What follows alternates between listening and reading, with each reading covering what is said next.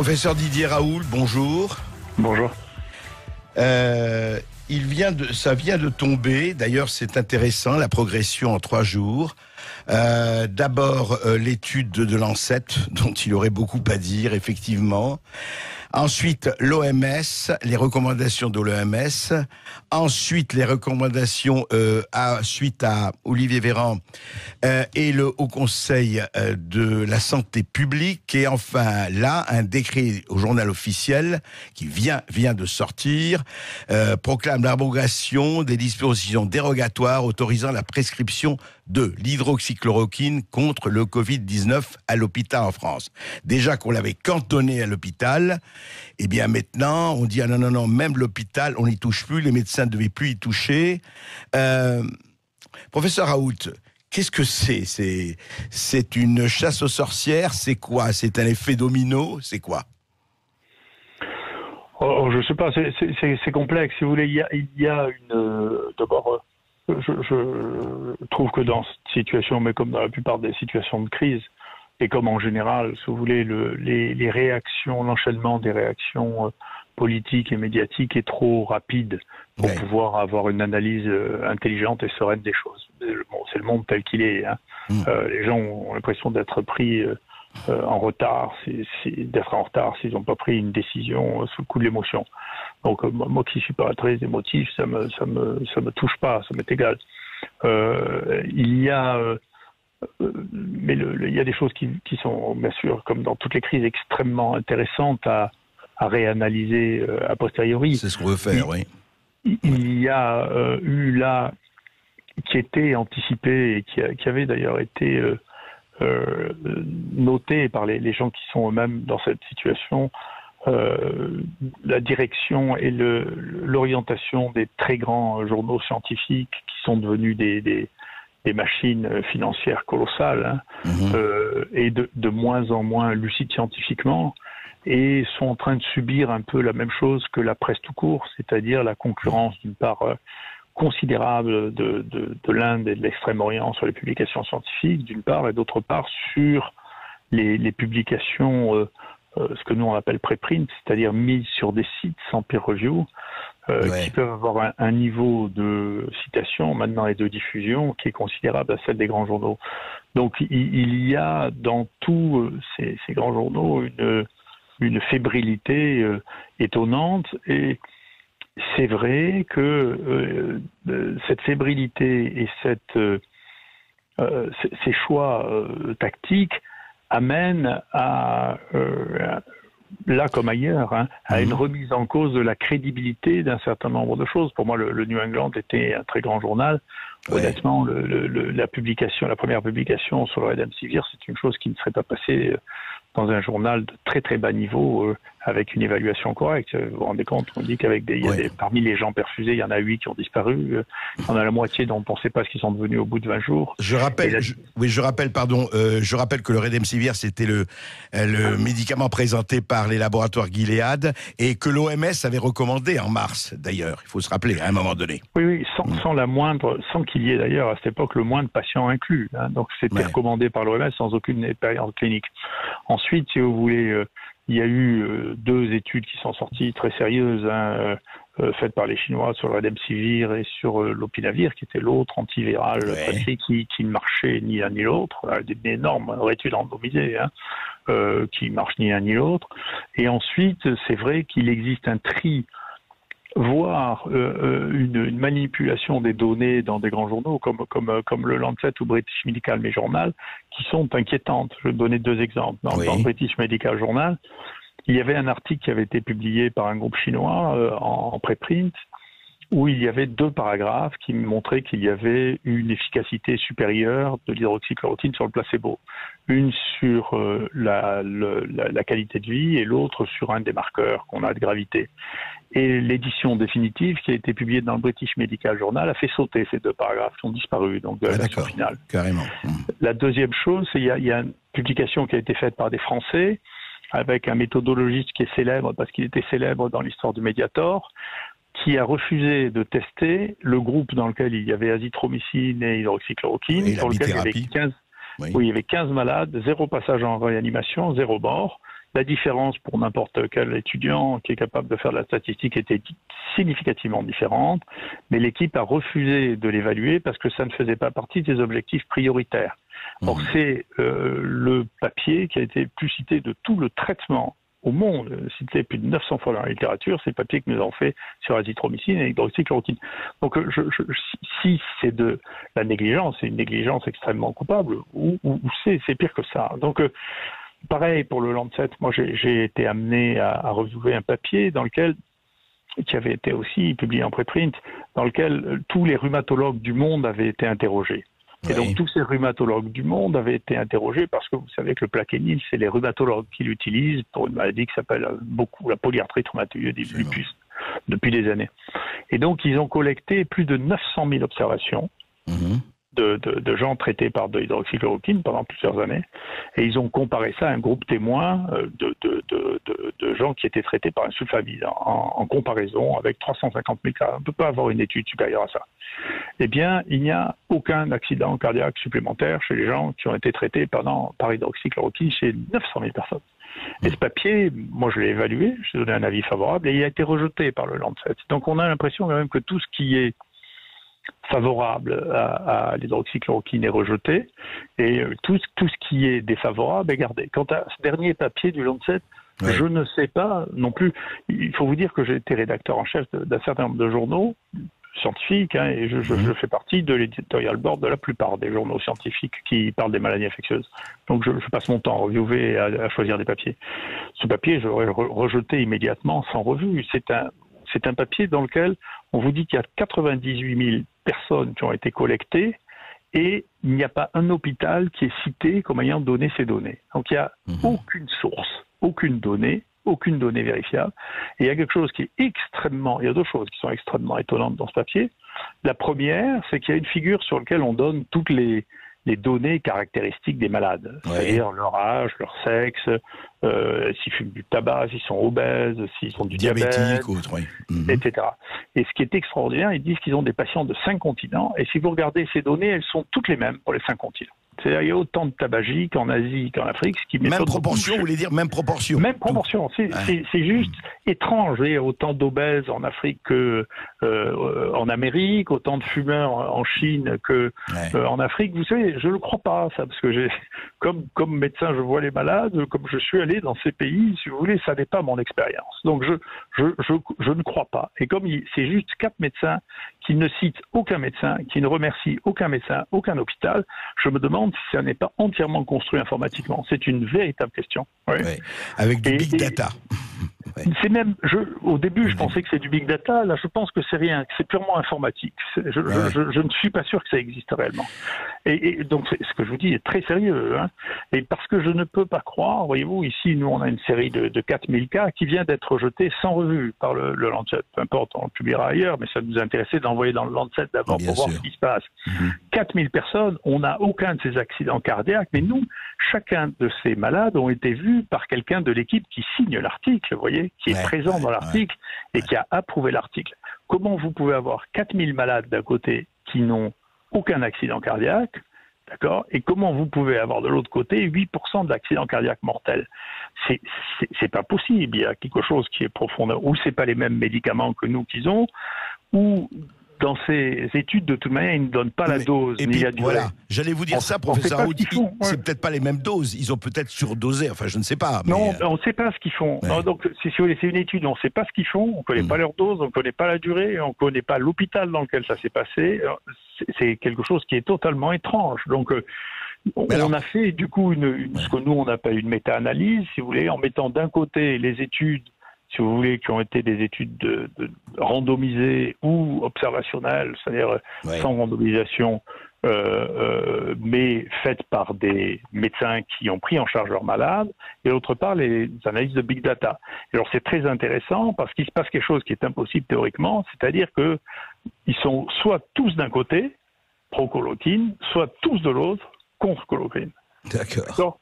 Donc il n'y a pas de gris, c'est blanc ou noir. Ah, il n'y a pas de gris, c'est blanc ou noir. Donc c'est fascinant, vous voyez. Donc c'est fascinant. C'est fascinant. Mais, alors justement, c'est fascinant et en même temps, il y a quand même des choses qui se dessinent.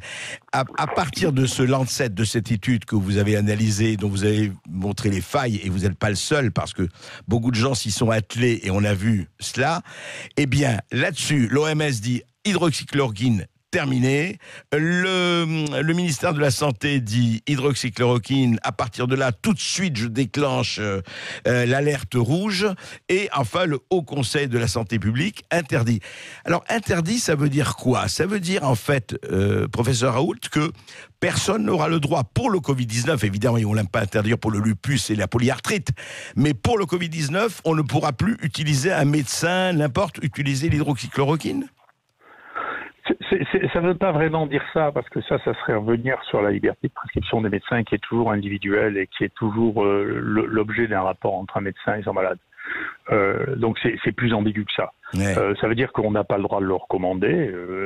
Bien sûr, moi j'ai jamais recommandé. J'ai dit ce que je faisais, mais j'ai jamais recommandé un traitement. Hein. Oui, chacun fait ce qu'il veut, oui.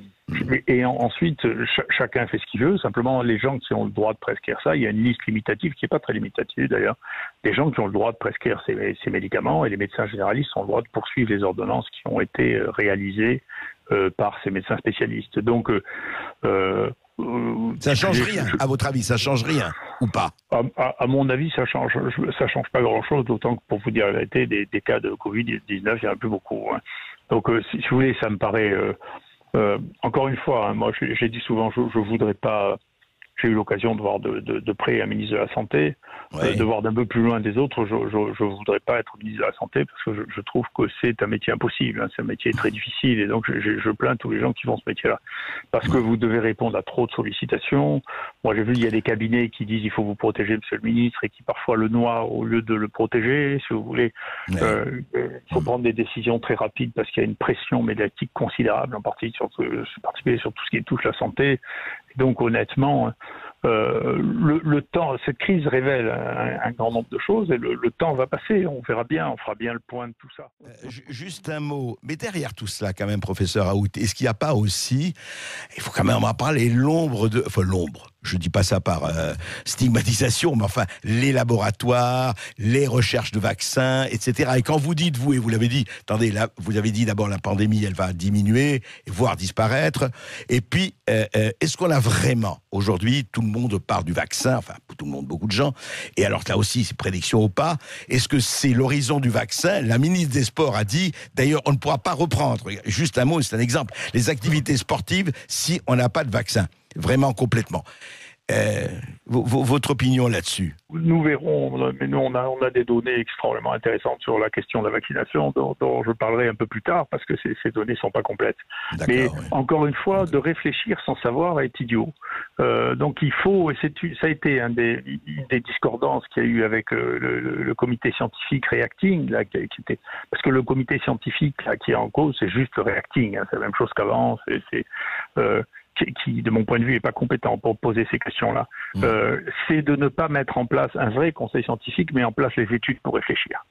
Et les études pour réfléchir, je regrette, il n'y a que moi qui les ai mises en place, parce qu'il n'y a que moi qui avait les données sur l'incidence chez les enfants, il n'y a que moi qui avait les données sur l'incidence de la maladie chez tout le monde. Donc c'est comme ça qu'on a pu dire. Mais attendez, professeur Raoult, comment ça se fait qu'il n'y avait que vous?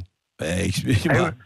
Non, mais parce que vous faites des illusions sur l'état de ce type de travail. Un des éléments majeurs de ce qui s'est passé pendant ces 20 ou 30 dernières années, on a eu une épidémie épouvantable contre laquelle il a fallu lutter, 2 épidémies épouvantables. La première, c'est celle du sida, et la deuxième, c'est celle des hépatites chroniques dues à l'hépatite C. Ces maladies sont des maladies infectieuses, mais chroniques, qui sont devenues le plus gros problème de santé publique ici et dans le monde. Il y a plus de 20 ans qu'on sait les traiter. Après avoir mis au point ces traitements, l'ensemble, beaucoup de gens qui travaillent sur les maladies infectieuses sont rentrés dans ce qui était la manière de travailler pour ces maladies, qui était de faire des études. C'était pas la peine, je vais vous dire, pour le traitement du sida, c'était pas la peine du tout de faire une étude randomisée en double aveugle, rien du tout. Quand vous aviez la protéase, le médicament, vous mettiez, une semaine après, vous regardiez le nombre de virus dans le sang et vous saviez que ça marchait. Il fallait un patient pour le savoir. D'accord. Donc après, il y a des tas d'études qui ont été faites avec des milliers de patients. pour savoir si ça améliorait un peu, ou si la tolérance était mieux, ou si au lieu de prendre 10 médicaments, on en prenait un, dont les buts, de mon point de vue, étaient multiples. Il y avait un des buts, c'était effectivement de voir si c'était un peu mieux. L'autre but, c'était de créer de l'addiction prescriptive. Quand vous avez prescrit dans une étude 100 fois, vous avez l'habitude de prescrire. C'est aussi simple que ça. Pour des bénéfices, si vous voulez, en termes de santé, qui étaient extraordinairement modestes.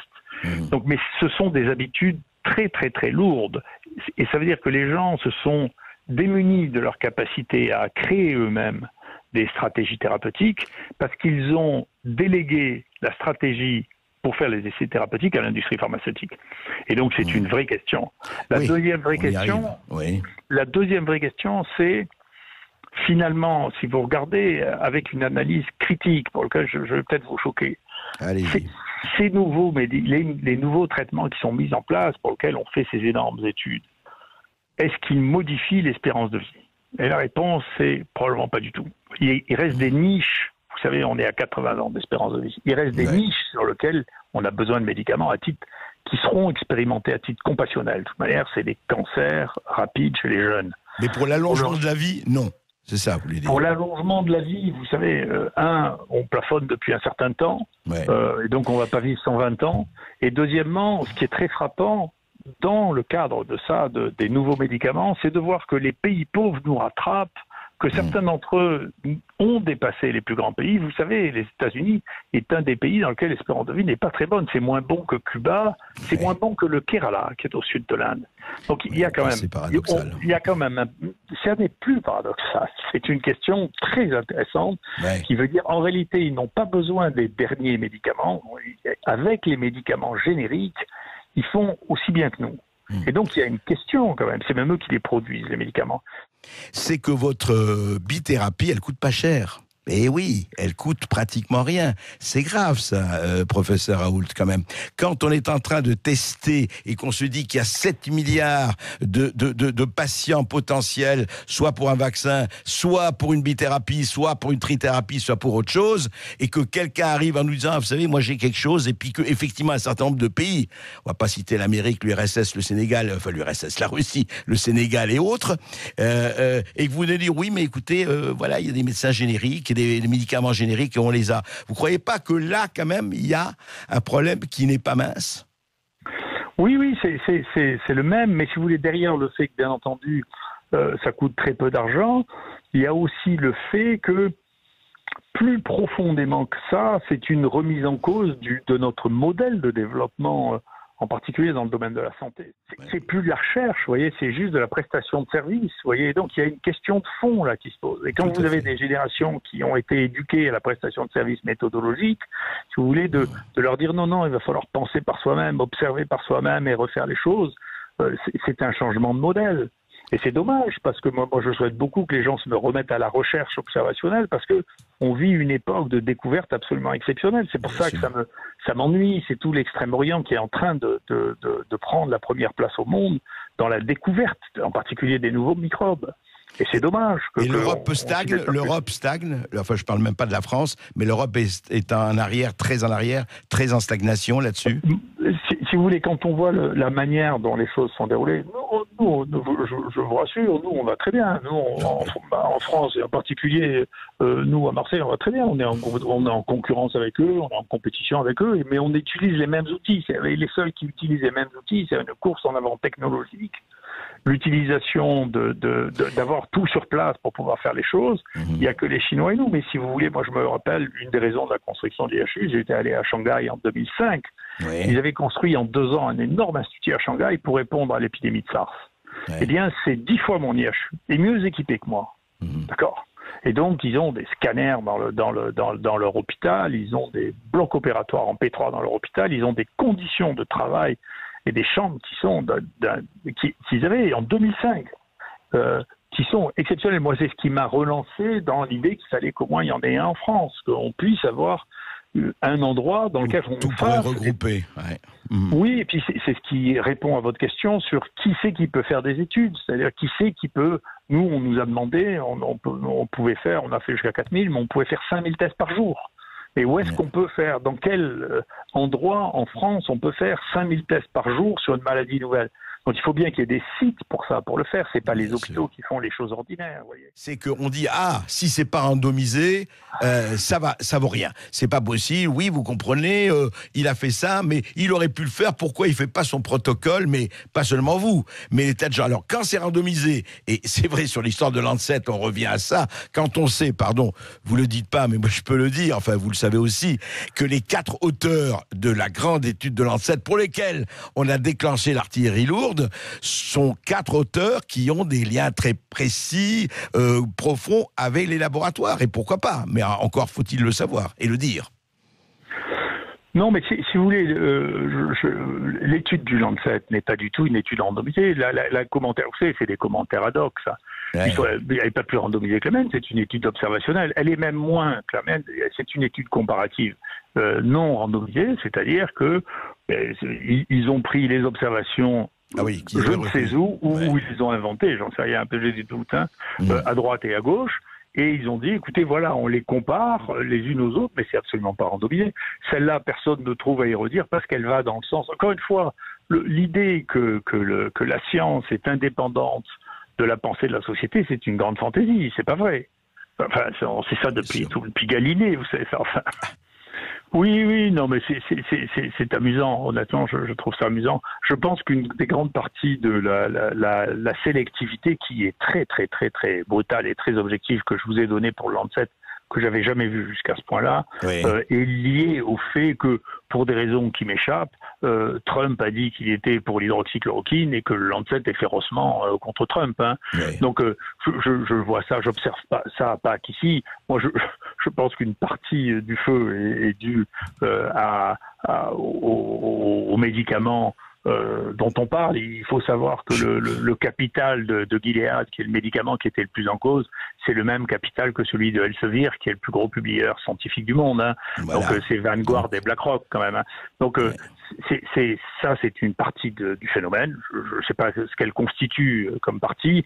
La deuxième partie, c'est que si vous êtes pour l'hydroxychloroquine, vous êtes pour Trump, vous êtes contre Trump. Donc au milieu des élections. Professeur Raoult, vous ne croyez pas si bien dire. Je vous donne 2 dates, quand même formidables.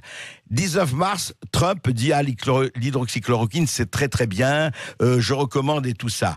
Le 20 mars, le lendemain, je ne sais pas si c'est lié, mais enfin, l'OMS a pris position pour le Remdesivir. Le seul médicament dont on peut penser qu'il serait efficace serait le Remdesivir, dit le 20 mars Bruce Aylward, l'assistant du directeur général de l'OMS. Autre date, 18 mai. Dans une lettre envoyée au directeur de l'OMS, Donald Trump menace de couper définitivement les titres des vivres à l'organisation. Le 19 mai, Trump déclare prendre de l'hydroxychloroquine à titre préventif. Il a arrêté depuis. Et 22 mai, étude publiée dans Lancet. Alors évidemment, c'était préparé depuis longtemps. Mais enfin, comme par hasard, c'est amusant, ces dates entre Trump, l'OMS et compagnie. Voilà, ça dit bien ce que ça veut dire quand même. Oui, ça veut dire que, si vous voulez, il faut être lucide. La science est une partie des activités humaines, sociales, et que donc, d'abord, on fait de la science avec des concepts qui sont les concepts de nos sociétés, avec des outils qui sont les outils de notre société. La seule crédibilité, elle vient jamais que des chiffres que j'ai. Moi, tous les matins, tout le monde peut raconter, vous compris, ce qu'il veut. Quand j'arrive le matin, je regardais les données. Vous savez, on a 2 heures de réunion avec tous les médecins ici qui HU pour regarder qui est malade, qui on transfère, qui peut sortir, quels sont les résultats aujourd'hui. C'est ce qui fait que ça me donne tellement d'assurance. Et quand un de vos collègues a dit, mais écoutez, est-ce qu'il y a une étude qui peut vous convaincre que c'est mauvais? Je dis, mais comment voulez-vous me convaincre plus que ma propre expérience? Quand même, il faut être fou. Que vous ayez le problème entre 2 types d'études, je le comprends bien. Mais que moi, j'ai un problème avec une étude contre ma propre expérience quotidienne, où nous avons traité plus de 3000 personnes, vous savez, je ne vois pas comment je pourrais changer d'avis, vous voyez. Eh bien, on ne vous demande pas de changer d'avis. Merci, professeur Raoult, pour cet entretien avec Sud Radio. Merci.